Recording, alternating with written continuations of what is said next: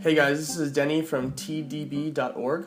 And this is James from TeaDB.org as well. And today we're going to be reviewing one of Verdant Tea's Oolong teas, and that of course is the Autumn Tieguanyin tea, which literally stands for the Iron Goddess of Mercy in Chinese. So we're going to be talking about an oolong tea today. Oolong teas are kind of an in-between tea between a green tea and your black tea in terms of oxidation. So they're going to have a bolder flavor than a green tea, but they're not going to be as smoky potentially and as bold as a black tea. I love oolong. I know James loves oolong. It's delicious. It steeps a ton of times, and because of the way that oolong is rolled and processed, it really opens up and it just becomes more and more flavorful and beautiful as you continuously steep it. So. Yep.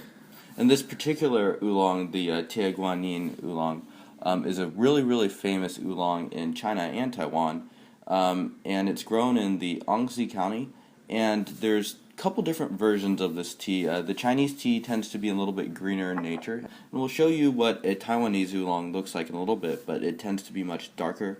It's roasted traditionally, and it has kind of a more nutty flavor to it.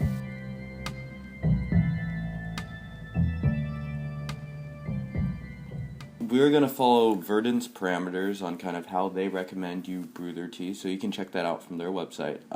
But basically we're going to be doing what's called Gongfu style brewing, which is we're going to use much more leaves than your traditional Western methods and steep for much shorter times. And the idea behind it is that you're extracting more of these flavors for us to kind of taste the nuances of the tea over many, many steepings. Alright, so I have pre-measured out 4 grams of tea, so I'm going to pour this in here. Perfect. And I'm using slightly under boiling water right here. So the first steep will be used as the rinse. So we kind of just lightly pour it over our tea leaves. And this is a Gaiwan, so this is a traditional brewing device that you'll find in China. You're not going to find this in the United States that much at your local Starbucks, but you'll find them in specialty tea shops, and you can order them online as well. And you can find more information about Gaiwans at TeaDB.org. So the first steep we will not drink, and we're just allowing the leaves to kind of open up, introducing hot water to them.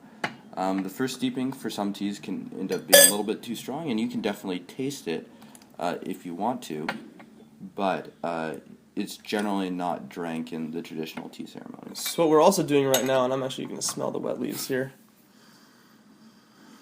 Oh, it's wonderful. We're also, by rinsing and then heating up we're heating up all of the porcelain here as well, so it does create more of a consistency in terms of the actual flavor profile of the tea itself. So this is our first real steeping. And as you notice, James steeped that for virtually no time. It was literally pour water in and then pour the tea out of the Gaiwan through a filter. So let's give it a taste.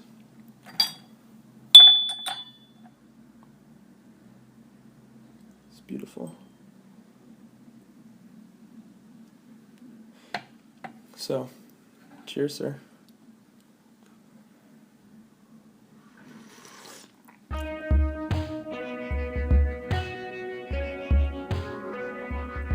James mentioned earlier that less oxidized teas are going to be, or also less roasted teas are not going to get that nutty flavor, and I think that's definitely true.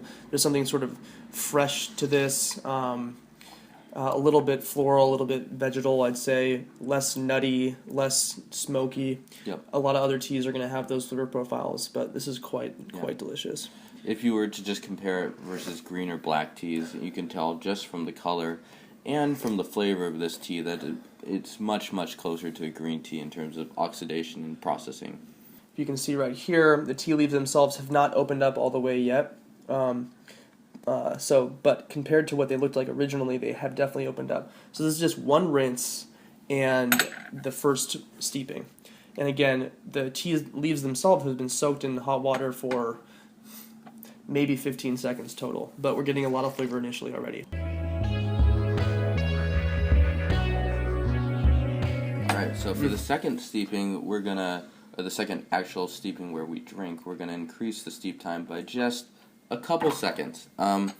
If you steep for longer, you're going to extract a little bit stronger flavors. So a lot of this is up to personal preference, and I would encourage everyone to alter these steeping techniques depending on what they personally prefer to drink. Totally. Tea is as much a science as it is an art. We have a scale here that we're using to measure out the amount of tea leaves themselves. We're trying to standardize the temperature of the water as much as we can. But, play around and experiment and see what you like the most. So, here we go. Cheers. Wow. So, much stronger flavor already, Yeah. And I'm getting more of that floral aspect actually this time around. One of my favorite parts about making tea is just the act of sort of sitting down and appreciating it and enjoying it.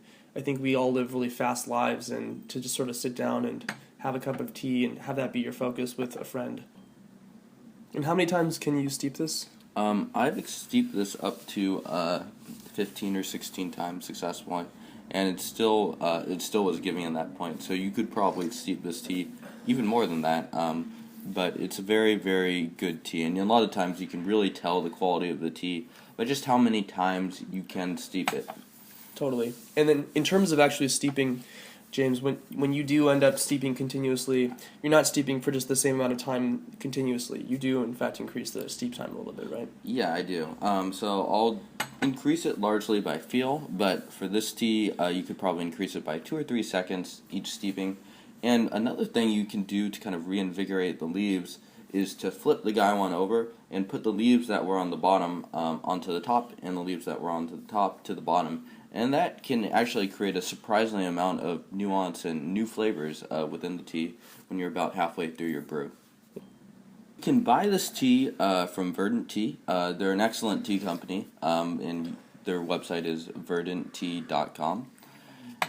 And you can also read more about kind of the Iron Goddess and how to steep this tea, and a little bit more information on TeaDB.org, and search for the Iron Goddess. So thanks, guys, for tuning in for our first episode of the TeaDB.org tea tastings, and I hope you guys enjoyed. Yep. Thanks for watching. Cheers.